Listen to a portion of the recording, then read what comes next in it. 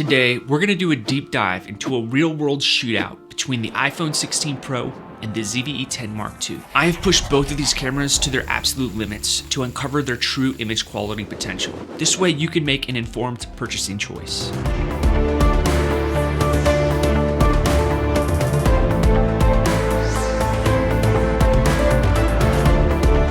Sony did send me the ZV-E10 Mark II to review when it was first released, but I sent that back a few months ago. If you're curious about how both of these cameras perform in your editing workflow, I've created a free project file pack for you to download for both cameras with a range of footage, including S-Log3, Apple Log, and various frame rates and resolutions. This way you can edit your footage as you follow along this video. I'll leave a link to that project file in the description. However, if you are planning on picking up the ZV-E10 Mark II, I created a comprehensive course on how to set it up, use it in different lighting environments, and I used practical examples while I was out in the field so you could truly comprehend the information. It's over 10 hours long, so I put a lot of work into that one. I'll leave a link to that course in the description. This video explores the differences between dedicated cameras and smartphones, specifically for content creation, which will help you decide on which camera is right for you. We're gonna analyze their capabilities and contrast their strengths and weaknesses. All right, let's dive in. I'm interested to hear which camera you prefer and why. And that's what we will be covering today on the Film Alliance. If by the end of this video you're still undecided about which camera you should purchase, I made 2 free quizzes on which camera or lens you should choose. This quiz will help you with those specific questions, and based on your answers, will funnel you to the camera or lens that is best for you.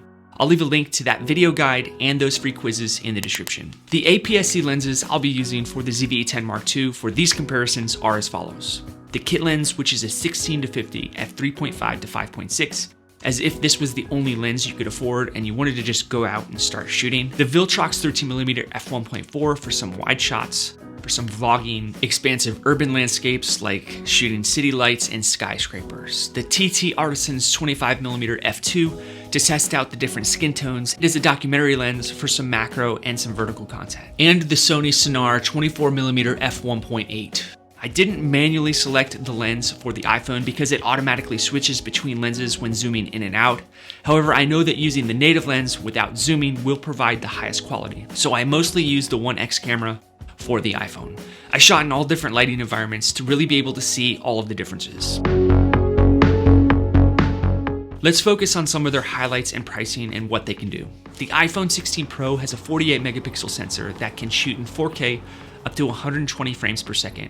It can shoot in Apple Log, and it weighs about 7 ounces, which is about half the weight of the ZV-E10 Mark II. It comes with fixed lenses with multiple focal lengths and has great stabilization starting at $999 US. The ZV-E10 Mark II is an APS-C camera with a 26 megapixel sensor that can shoot in 10-bit 4K up to 60 frames per second. It can shoot in 4:2 all-intra, and it weighs 13.2 ounces with the battery and the media installed. It can shoot in S-Cinetone, and it was created as a dedicated content camera. Both cameras were released within 3 months of each other in the same year of 2024. The ZV-E10 Mark II was released in July, and the 16 Pro was released in September. If you like videos like this one, make sure to like this video so I know to make more videos like this one.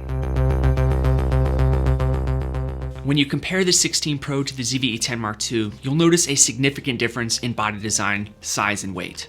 The 16 Pro has a larger display, which has better touchscreen functionality, and the convenience of fitting right into your pocket. Among all of the cameras that I own, I tend to shoot with the iPhone the most due to its convenience. On the other hand, the ZV-E10 Mark II features that traditional size and weight and form factor, just like a dedicated vlogging camera setup. It includes the proper grip and has a bunch of buttons and dials for ease of use, customization, and for those of you who like that tactile workflow. The ZV-E10 Mark II has the ability to interchange lenses, its battery, and its media. Where the iPhone 16 Pro, you're stuck with the battery inside the phone, and we know from history that those iPhone batteries go bad pretty quickly. If your battery goes bad, you're gonna need to take your phone in or send it in to get the battery replaced. Whereas with the ZV-E10 Mark II, you can just interchange those batteries. The ZV-E10 Mark II has a flip screen, and this is beneficial because it allows for versatile shooting angles, not only vlogging, but also when you're at those lower angles or higher angles. Sometimes I'm not able to see the iPhone display, whereas I can twist the ZV-E10 Mark II's display when I'm in those sticky situations. This makes it easier to compose shots from high to low perspectives and gives you the ability to see yourself if you are a vlogger. Also, the ZV-E10 Mark II has a mic port, a headphone port, a USB-C port for charging, live streaming, and transferring data, and also an HDMI port, which is not only for monitoring your footage, but also for externally recording. You can also live stream from the HDMI port with the ZV-E10 Mark II. The iPhone 16 Pro has one USB-C port, and you can do all of those things just through the USB-C. You can record audio, you can use it as a headphone port with the proper headphones that have a USB-C port input. You can transfer files and externally record, especially while you're shooting in that Apple log when you want to shoot anything higher than 4K 30. If you're a casual shooter, using your iPhone for filming may attract less attention from security guards compared to using a dedicated content creator camera like the ZV-E10 Mark II. Whenever I go out and I do my comparison videos, whether I'm versing a smartphone versus a camera or a camera versus a camera, I will get security guards to come up to me and tell me that I'm not allowed to film on the premises, or I need to get approval before I go start filming. So if you want to be inconspicuous, the iPhone is way to go. Despite the smaller and more convenient iPhone setup, I have more client experience with my full frame mirrorless A7S III and a full frame lens on top of that, using a gimbal. So when I say the iPhone's a lot easier and more portable, we have to keep that into perspective. If you plan on doing client work, the ZV-E10 Mark II with the gimbal and a good lens will be a far better setup, mainly due to the fact that you're gonna have more pro features. I believe the trade-off between the larger setup of the ZV-E10 Mark II with the good lens and a gimbal compared to the pocket-side convenience of a smartphone like the iPhone is image quality, particularly in low-light situations. Let's get into ease of use. The iPhone offers less exposure control, which will limit your ability to adjust how your images will appear, not only in the display, but also in playback. It's user-friendly and convenient straight out of the box, but it lacks those advanced features for serious video production, except it does have Apple Log, which is a plus for creating high-quality videos. You can also down third-party apps like the Blackmagic Camera app, which will give you better exposure control, and the ability to upload LUTs. If you're interested in getting a film look with some Fuji-inspired LUTs, I made some of those for the iPhone 16 Pro and the 15 Pro, and I'll leave a link to those LUTs in the description. On the other hand, the ZV-E10 Mark II is designed for beginner to intermediate users, for those of you who are on the upper end of the camera experience spectrum, especially when you put that into contrast with the more user-friendly iPhone. While anyone could just open up the box and use either camera, the ZV-E10 Mark II would require more practice if you want to get the most out of it. This camera may not be suitable for someone with limited experience, as it's designed for manual exposure control and higher level video production, but it doesn't mean you can't use it or learn it pretty quickly. For casual family videos or non-professional work, the iPhone 16 Pro would be your choice. But for more pro work with harsher lighting environments, then I would go with the ZV-E10 Mark II. And one of those reasons is because you can interchange the lenses. But when you're using a setup that requires interchanging lenses, it's essential to ensure that your lens is clean, the sensor is free of dust, and the memory card is formatted, and the battery is fully charged. So there's more to think about while you're using the ZV-E10 Mark II compared to the iPhone, where you can just pull that thing out and start filming with it. But with the ZV-E10 Mark II, we did touch on this a little bit with the bodies. You can remove the storage and the batteries, which will provide you flexibility to carry more storage and additional batteries,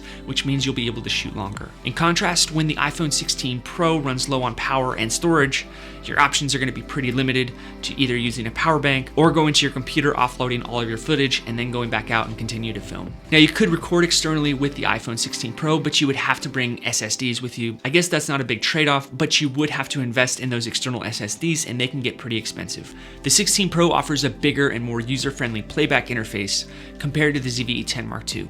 The phone's display is more touch-sensitive and clear, which makes it very easy to use. Additionally, the ZV-E10 Mark II features touch tracking, which will enable you to focus on a moving subject, while the iPhone's fixed aperture ensures consistent focus, especially when shooting from a distance. And there lies another big difference between the two cameras. The ZV-E10 Mark II, you can adjust the aperture as long as you have the proper lens on it, whereas with the iPhone 16 Pro, you're stuck with an aperture that it's set at. When we look at both cameras, the ZV-E10 Mark II with the kit lens is the same price as the iPhone 16 Pro with the 256GB internal storage. But if you really want to get the most out of the Mark II, you're going to want to invest in some really nice glass. For example, when I throw the Viltrox 13mm f1.4 onto my ZV-E10 Mark II, now my price is up at the $14.99 range. But the image quality will be much superior than the 1x camera on the iPhone, especially when I'm shooting in low light. Yes, you can zoom in with the iPhone, but by and large, the more you zoom in, the more you degrade your image. We know that a dedicated camera with a dedicated lens theoretically is going to have a better image quality, but the question is, by how much? Speaking about pricing and money, currently this channel is supported by the affiliate links in the description and anyone who is inclined to use them to make their purchases. If you're interested in checking out the gear that I use to make videos like this one, and you want to support the channel, you can use my links and I would greatly appreciate it. The 16 Pro can shoot in 4K 120 and the ZV-E10 Mark II can shoot in 4K up to 60. But because the 4K 60 out of the ZV-E10 Mark II has a small 1.1 crop, it'll change the focal length a bit for whatever lens you're using, but not by much. When we compare the S-Log footage from the ZV-E10 Mark II to the Apple Log footage in the 16 Pro, there's more room to grade the colors with the ZV-E10 Mark II because there's more detail due to the Mark II's sensor size. With that said, the Apple Log footage from the 16 Pro is really nice to have, and I could use both cameras on the same shoot and grade the log footage from the ZV-E10 Mark II to match up pretty close to my Apple Log footage out of the 16 Pro. This makes the 16 Pro a potential great beat cam for my ZV-E10 Mark II and a contestant to someone who is looking for a good beat cam to their dedicated content creation camera. The Mark II also has creative looks with 8 adjustable parameters and different picture profiles, so you could stylize your footage either in camera with the creative looks or in post-production with the picture profiles, a lot easier than if someone wanted to get those types of looks shooting with the iPhone. Unless you uploaded some LUTs to your Blackmagic camera app, and then you could actually burn those looks into the footage. The ZV-E10 Mark II also has breathing compensation, which is a feature that helps you maintain consistent composition when you're adjusting your focus. And this is especially useful in video production to avoid those distracting shifts in framing during focus pulls. The iPhone also has cinematic mode, and although I loved using it, it did come with some drawbacks. While I was out filming with it, when I watched the playback on the iPhone display, it looked great, but once I came home and threw it onto the big screen, that's where I could really start to see that fake digital blur. But it does look pretty good compared to the real bokeh that you get out of the ZV-E10 Mark II. I don't know if someone who isn't into this stuff all the time would really be able to tell the difference, but I sure could. You also cannot use the Apple Log footage in cinematic mode, and you'd lose the ability to shoot in 4K 60. So I custom set up my iPhone to shoot in 4K 24, and I made a video about that, and I'll leave it in the description. Both cameras do have digital stabilization, but in my opinion, the iPhone stabilization is way better. Both cameras do have some drawbacks when you activate their stabilization. When you're using the action mode on the 15 Pro, the stabilization is amazing, but the image quality downgrades to 2.8K, and in low light, the image falls apart to almost unusable.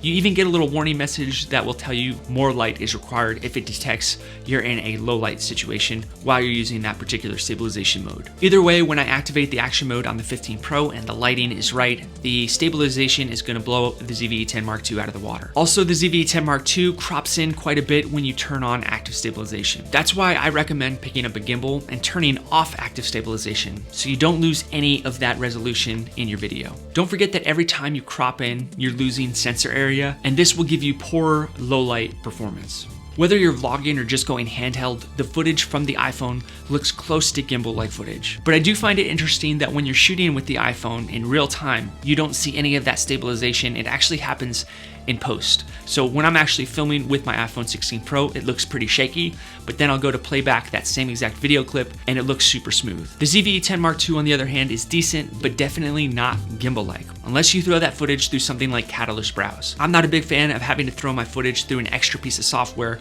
while I'm editing. I like to get my footage right in camera, throw it to my editor, and just export my videos. So both stabilization systems do have their advantages and disadvantages. Also, one more thing, if you're shooting with the ZV-E10 Mark II in 1080, 120, you will not be able to activate your active stabilization.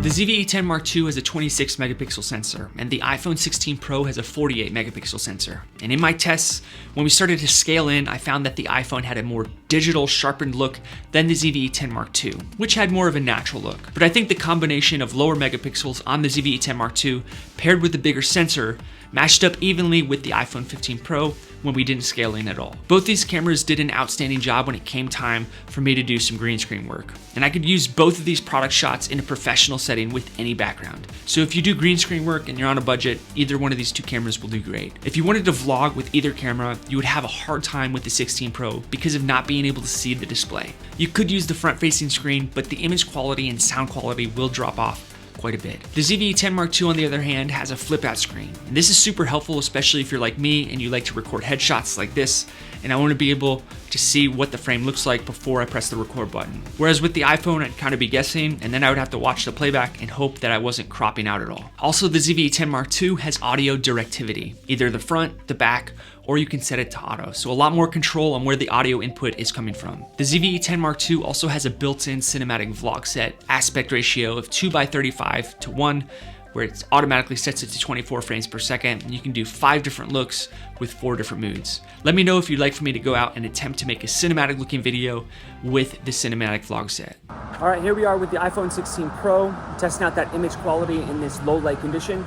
But more importantly, I want to focus on the audio. Here's a pretty good real world situation where I'm trying to do a vlog shot with the ZV-E10 Mark II. I'm using the Viltrox 13mm f1.4. We have a bunch of cars driving by, so we're gonna have a lot of exterior noise coming in and drowning out my voice. If you happen to have both on you at the same time, use the sound recorder with the iPhone 16 Pro to get your audio, and use the ZV-E10 Mark II to get your vlog shot at night, and then mix them together in post-production, and you're gonna get the best of both worlds. Although I think both internal mics are decent, if you wanna do more professional content, then you're gonna need to pick up a Rode Lav system or a micro shotgun mic that you can put on either of the cameras. The ZV-E10 Mark II will perform a lot better than the 16 Pro when it comes to low light situations, especially when you have a fast lens like the Viltrox 13mm prime lens f1.4 or the Tamron 17-70 f2.8. When I shot the film look video for the iPhone, I ended up not using a lot of that low light footage because of its smaller sensor size. A lot of that low light shots were falling apart, especially in the darks. There was a lot of noise. So in super low light situations, straight out of the box, the iPhone footage is virtually unusable. I also had the ability to manually expose both cameras, and like I mentioned, I downloaded the Blackmagic camera app, which was no help for me when I was in those light situations. Nothing I could do could make that image better. The difference really came when I shot at night. There's almost this hump that you have to get over in low light from night before your shots start to look good again. I think that's because the night sky will stay black, and then you can just expose for the highlights, which are the lights and things that the lights are reflecting off of. And like I had already mentioned, the aperture is fixed on the 16 Pro, so we're starting off on a bad foot. Either way, the ZV-E10 Mark II sensor will outperform the 16 Pro in every low light situation that you find yourself in. When I throw the iPhone into Apple Log, it does a bit better, but it still gets beaten out by the ZV-E10 Mark II. The iPhone excels in convenience for on-the-go shooting, making it ideal for spontaneous shooters, people who like to just pull it out of their pocket and start using it. However, it does have potential distractions, such as incoming calls and notifications, text messages, which can disrupt your creative workflow. You do have the option to enable airplane mode, which will mitigate a lot of this to some extent, but the allure to me of just getting a dedicated content creator camera like the ZV-E10 Mark II seems to be more compelling. The Mark II, on the other hand, offers a robust platform which is tailored specifically for content creators. It has a superior image quality, especially in low light situations like we talked about, and the ability to maintain focus on composition and storytelling without being distracted. It also allows for a more immersive creative experience. The extensive control over the exposure and customizable features also enhances its appeal for serious filmmakers. For beginners who are seeking a minimalist setup, then the 16 Pro is a strong choice. However, for those of you who are looking to elevate your craft beyond just what the smartphone can offer, then the ZV-E10 Mark II provides the control and quality needed for higher level production. You can always rent the ZV-E10 Mark II for a couple days from Lens Rentals for pretty cheap, and I have a discount code that I'll leave in the description in case you're interested in that before you go out and make that purchase decision. While the iPhone can serve as a capable pocket camera for filmmakers, its limitations are pretty apparent. When investing in the 16 Pro, consider protective accessories and opt for that higher storage option if possible, especially if you plan on shooting an Apple Log. But that will bring it closer to that dedicated content creator camera price. And for those of you who are planning on shooting an Apple log, you're also gonna need to invest in SSDs and also external HDDs for after you're done so that you don't just delete all of your footage. And that makes the price for the iPhone raise exponentially compared to the ZV-E10 Mark II. If you decide to pick up the ZV-E10 Mark II, then I recommend pairing it with a dedicated lens, such as the Tamron 17-70 f2.8 or the Sigma 18-50 f2.8 compared to the kit lens. This will enhance your image quality quite a bit. Ultimately, while I appreciate the versatility of the 16 Pro, my preference leans towards the ZV-E10 Mark II, especially if your budget allows. I hope this video helped you out in making the proper decision. Let me know in the comments which one you like better and why. I'm Joe with the Film Alliance. Enjoy your filmmaking journey. One of the most asked questions that I receive is, which camera should I buy? I know that you want to make the right decision, and it's a big decision. You want to find the camera that best suits your needs and stays within your budget. Many of you know which camera might be for you, but you need some guidance pinpointing it and feeling confident in your decision. That's why I made this course. I want to put my camera experience and knowledge into a compact and easy to follow format. I jam-packed it with camera buying fundamentals that I guarantee you will carry through the rest of your camera journey. I based this entire course on all the things that I wish I had known or someone had told me when I first started out. From understanding different camera types and their features to matching them with your specific video and photography needs, this course covers it all. After finishing, I'm confident that you'll finally have clarity over every angle and aspect that you might consider when buying a camera. I'll guide you through my entire camera buying process, taking you 90% of the way there. That way you'll be well prepared to make your decision. This is essentially all the guidance that I would give my own brother if he asked me, "Hey Joe, which camera should I buy?" Now I'm going to share that insight with you.